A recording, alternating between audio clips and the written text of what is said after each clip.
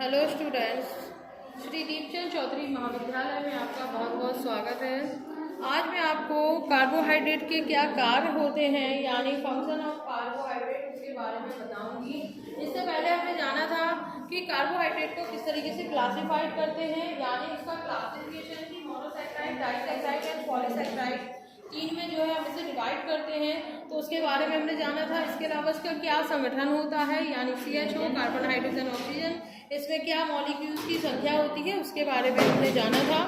अब इसके बाद हम देखते हैं कि कार्बोहाइड्रेट के क्या कार्य होते हैं, कौन कौन से इसके फंक्शन हैं। तो जो इसका सबसे पहला फंक्शन है वो है शरीर को एनर्जी देना या बॉडी में एनर्जी को प्रोवाइड करना। तो ये सारा काम किसका होता है, हमारे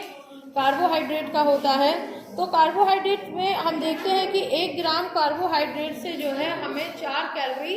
मिलती हैं और ऊर्जा की तत्काल आवश्यकता होने पर ग्लूकोज विशेष रूप से जो है काफ़ी महत्वपूर्ण होता है और अधिक मात्रा में ग्लूकोज लेने से वह वसा में कन्वर्ट होकर के जो हमारे एडिपोज टिश्यूज होते हैं उनमें जो है इकट्ठा होने लगता है और इस प्रकार उपचर्म वसा की जो है परत वो बनाता है और ग्लाइकोजन व वसा ऊर्जा के संग्रह के रूप में कार्य करते हैं। और एक बात इसमें देखने वाली ये है कि जो शरीर में ऊर्जा जो है वो 2 पोषक तत्वों से मिलती है, एक कार्बोहाइड्रेट, एक वसा। कार्बोहाइड्रेट को फर्स्ट पर हम इसलिए रखते हैं क्योंकि ये जो हमें एनर्जी देता है तो काफी इंस्टेंट देता है और तुरंत ही जो है ये एनर्जी प्रोवाइड करता है हमें और मुंह से ही जो है इसका जो डाइजेशन है वो स्टार्ट हो जाता है।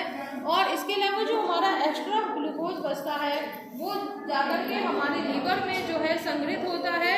और ये ग्लूकोज से ग्लाइकोजन में जब कन्वर्ट होता है तो ग्लाइकोजन के फॉर्म में ही जो है जाके ये स्टोर होगा और कहाँ होगा, ये लीवर में होगा। और जब हम एनर्जी जिस समय नहीं कोई भी कार्बोहाइड्रेट या फैट नहीं ले रहे होते हैं तब ये ग्लाइकोजन जो है वापस से ग्लूकोज में कन्वर्ट होगा और हमें इंस्टेंट जो है एनर्जी देगा। दूसरा जो इसका काम होता है वो है नाड़ी संस्थान के लिए आवश्यक, यानी जो हमारी नाड़ी सेल्स होती हैं और जो हमारे लंग्स होते हैं उनकी जो सेल्स होती हैं उनमें जो ग्लूकोज है मॉलिक्यूल्स का जो है ईंधन स्रोत के रूप में प्रयोग करती है, क्योंकि जो हमारे ग्लूकोज की कुछ मात्रा अमीनो एसिड तथा फैट द्वारा जो है बनाई जाती है। इसका जो तीसरा प्रमुख काम है वो है प्रोटीन की बचत करना। तो जब हम अपनी आवश्यकता अनुसार कार्बोज लेते हैं तो हमें प्रोटीन से एनर्जी नहीं लेनी पड़ती है और जब प्रोटीन अपना निर्माण काम जो है वो करता रहता है। जब हम कार्बोज की मात्रा कम लेते हैं लेकिन एनर्जी की ज़रूरत कब पड़ती है, जब काम आप ज़्यादा करते हो। तो जिस टाइम हम ज़्यादा काम करते हैं और कार्बोज कम लेते हैं तो उस समय जो है प्रोटीन को से भी ऊर्जा लेनी पड़ती है और प्रोटीन मुख्य काम जो है छोड़ करके, यानी उसका मुख्य काम क्या है,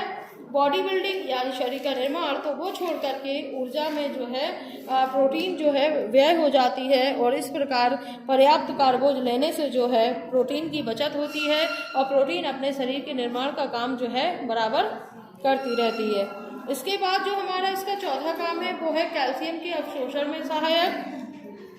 लैक्टोज की उपस्थिति में आंत की कोशिकाओं की कैल्शियम को अवशोषित करने की क्षमता जो है काफ़ी बढ़ जाती है तथा इस प्रकार से कैल्शियम का जो है अवशोषण वो बढ़ जाता है। इसके बाद जो एक इसका काम है वो है पाचन संस्थान को स्वस्थ बनाना। तो अपचनशील जो कार्बोहाइड्रेट जैसे कि सेल्यूलोज, हेमीसेल्यूलोज तथा पैक्टिन जिनका कोई पोषण मूल्य नहीं होता है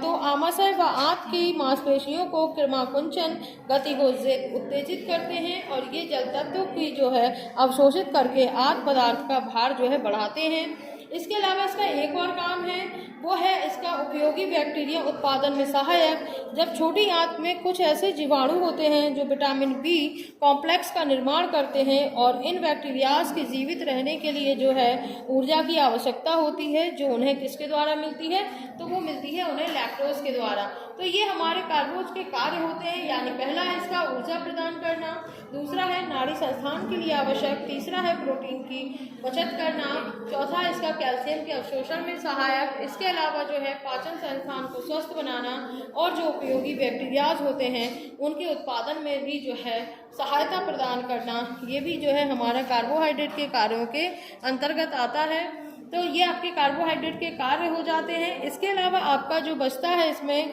वो है कार्बोहाइड्रेट की कमी का क्या प्रभाव पड़ता है हमारी बॉडी में, तो उसके बारे में भी मैं इसी वीडियो में जो है आपको मेंशन कर देती हूँ कि इसकी कमी से जो है जन्म से ही जो है शारीरिक रूप से कमज़ोर होना, दूसरा होता है भूख ना लगना, और इसके अलावा भोजन का सही से डाइजेस्ट ना होना, इसके अलावा विटामिन की कमी से भी जो है हमें भूख नहीं लगती है, और भोजन की कमी से शरीर में जो कार्बोहाइड्रेट की कमी होती है जिसके परिणाम स्वरूप देखा जाए तो वेट जो है वो कम होने लगता है, थकावट व कमजोरी आती है, और कार्बोहाइड्रेट की कमी के कारण एनर्जी का कार्य जो प्रोटीन को करना पड़ता है जिससे शारीरिक विकास रुक जाता है, और जो हमें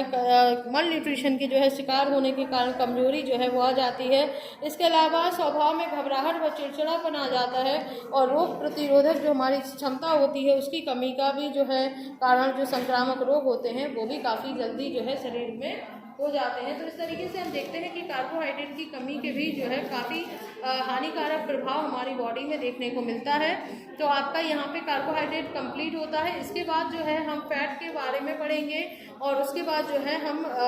वसा में कौन कौन से विटामिन जो है वो घुलनशील हैं उनके बारे में भी हम देखेंगे। धन्यवाद।